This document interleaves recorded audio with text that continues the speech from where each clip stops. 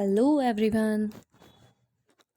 Some MPs withdrew from Janata Party, which was part of National Front, and formed government with support of Congress and with Chandrasekhar as PM.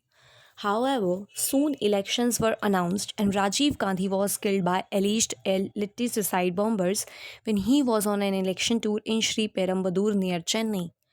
Congress emerged biggest party without majority and formed government with Narasimha Rao as PM.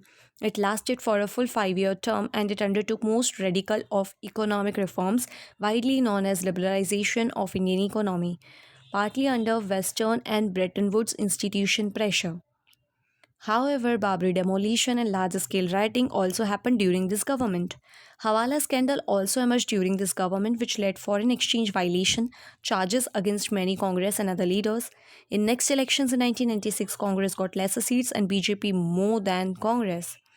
But no party got majority. BJP formed a highly short-lived government which was followed by United Front government led by H.D. Devagowda and supported by Congress and left parties.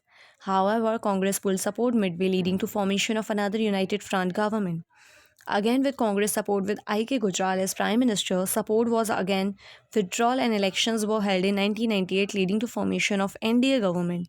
It also didn't last long and elections were held again and NDA again came to power in 1999 followed by UPA in 2004 and 2009. New steps taken were Right to Information Act 2005 by efforts of Aruna Roy led Mazumdar Kisan Shakti Sangathan MKSS. Manrega was also brought in 2005 and so was Domestic Violence Act 2005. Reservation for OBCs in higher education was started from 2007.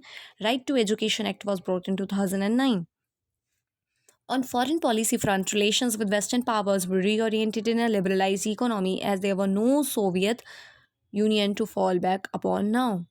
However, Russia was still a formidable power and India continued to maintain good relations with her in her own self-interest and similar approach was followed with other erstwhile members of the USSR. While still supporting the Palestinian cause, India also started formal links with Israel in first half of 1990s. New trade blocs were coming up and India failed to take stock of the situation. It missed the ASEAN bus and had to satisfy herself by being an observer in it. At the same time, it also initiated its Look East policy as well. Japan had been a big donor and was also seen as a check on China. India had supported historically Vietnam in war with the US. It had also supported Indonesia's struggle against Dutch aggression in past.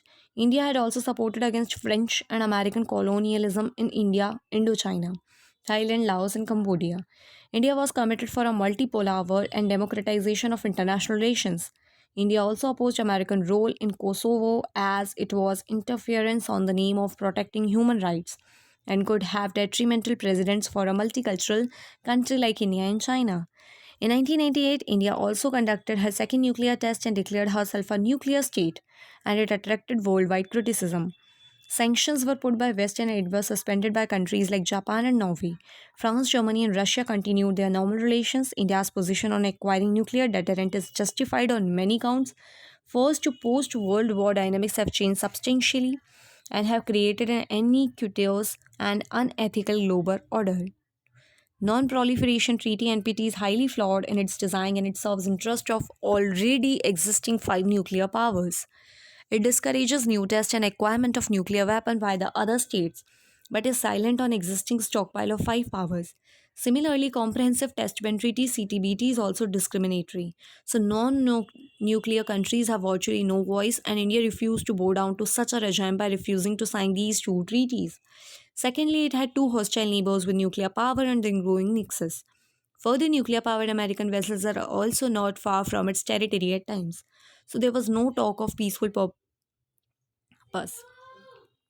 As was there during Indira Gandhi time, development of missile program now effectively complements Indian nuclear capabilities. This time, many government persons also openly claimed that the tests were directed against threat from China and Pakistan, and this egged China to some extent. Pakistan also conducted a nuclear test following India's test. Thank you.